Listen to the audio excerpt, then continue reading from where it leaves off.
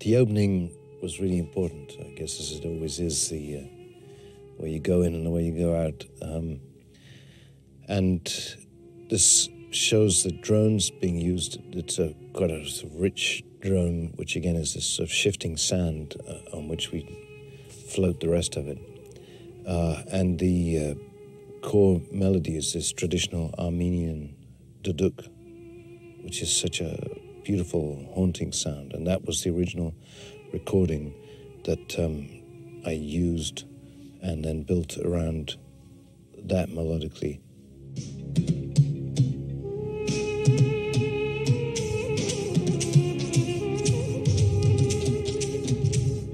The rhythm is something that I've begun a number of years previously with Manny Elias, who's a drummer from Bath, and I just started playing around actually for another song. But I always liked this groove. It felt quite fresh to me, and it was building on a sort of tom-tom part.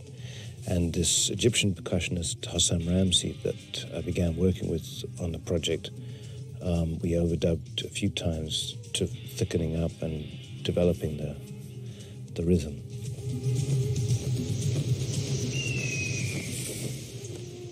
When we first talked about the film, Marty was very keen to get something that was really ancient and contemporary, of a place and yet of every place, so that really one could try and create something which felt as if it had real sweat, blood and tears in it, but wasn't, although Middle Eastern influence, wasn't specific and authentic in that way, but had its own sort of character.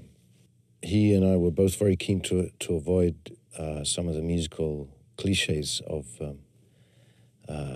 Christ Goes to the Movies. And I think there were a lot of ideas thrown around.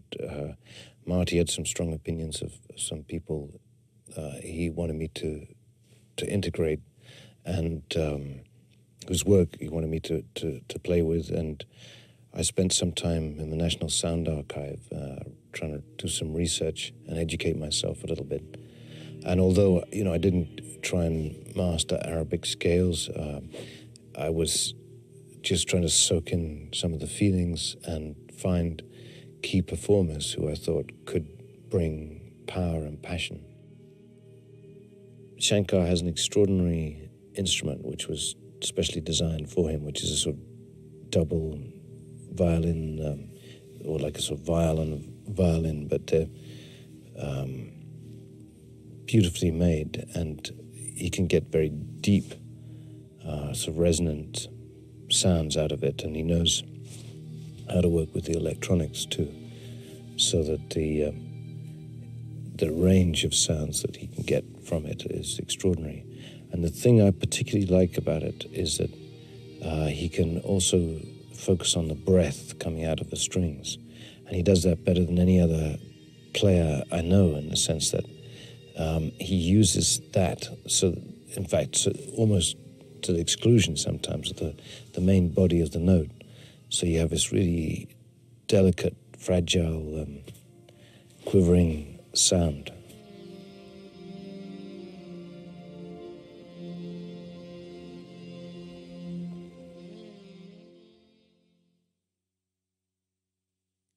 I started off as a drummer, and it was partly the invention of a drum machine that led me to get further into world music, in the sense that suddenly, for the first time, I could program rhythms that I couldn't play, or that I could then have the machine play and compose to. And that's perfectly common now, but at the time, it was revolutionary for a musician. That encouraged me to go into a lot of other musics and look at rhythms.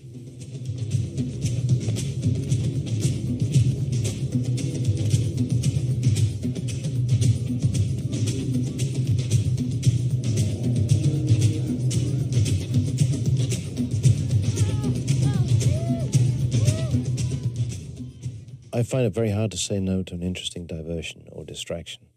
And in a way, that is also a useful thing when it comes to working with film score, because you get strange colors or a breakdown in equipment that produces a strange noise. Something doesn't work, but it ends up giving you more information and a better idea than the one you first started with. So I think if you have an open mind, you can get a sort of richer feeling into the tapestry.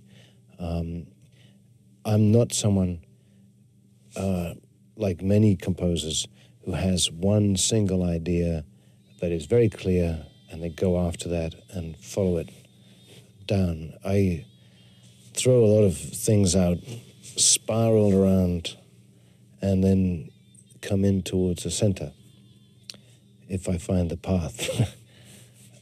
But I was basically working on the principle, if in doubt, drone, which gets you through a lot of awkward moments. And then as a singer, too, I think I was always particularly moved by great voices. And Nusrat Fateh Ali Khan, who's now getting quite well known, but at the time wasn't, was just one of the many incredible voices that we got a chance to work with on that. And in that, there's something really spiritual, passionate, and I think many of these elements were sort of sticking out and asking to be heard and to be used in a way. But that palette hadn't been collected in that way before.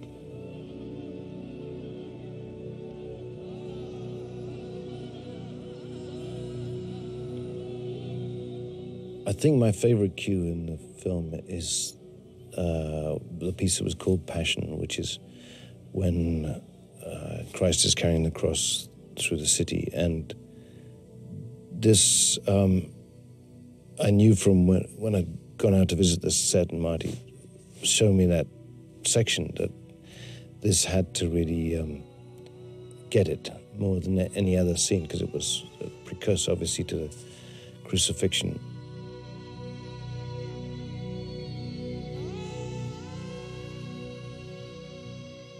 The musical map, if you like, was established with the chord progressions. And then the drone, again, was this sort of moving, living carpet.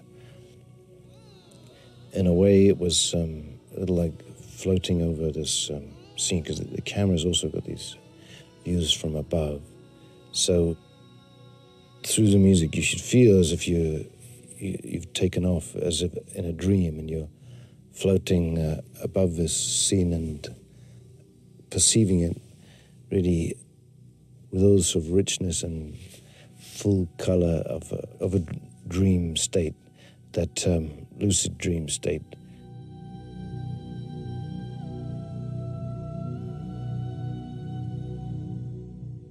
Marty was really going after something to break new ground in terms of approaching Christ and the humanity that you would sort of feel and smell it as if you're inside it, and not just looking at this sort of glossed wonder world that would make you sort of sit back in reverence. This was something visceral and physical and passionate, and those are the things that I got excited about.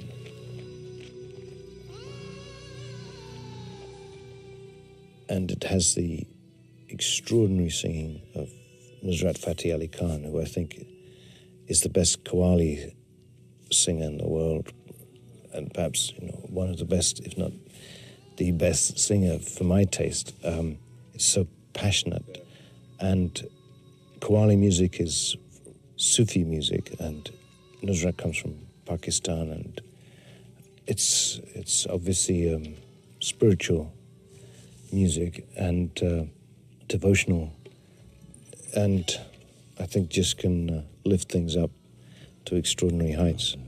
So as you finish this walk, it sort of builds up to rhythmic climax. And it was actually a Brazilian rhythm that I'd recorded maybe 10 years previous that had been a foundation for that idea. Mother, I'm sorry for being a bad son.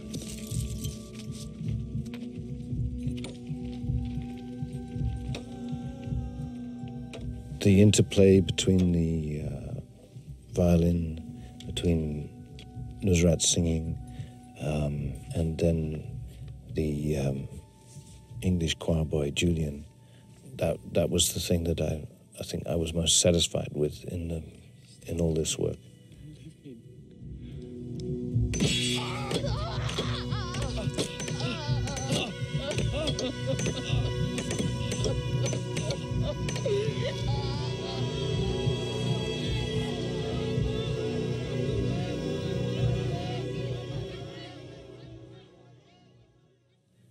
I think the whole experience of working on The Last Temptation and Passion has been fantastic for me. I've learned so much, and I think it helped sort of steer me into a different direction musically, because at the beginning, I had a lot of doubts as to whether I could pull it off, and work with so many different people from so many different backgrounds and try and get some sense of wholeness to it, some identity to it.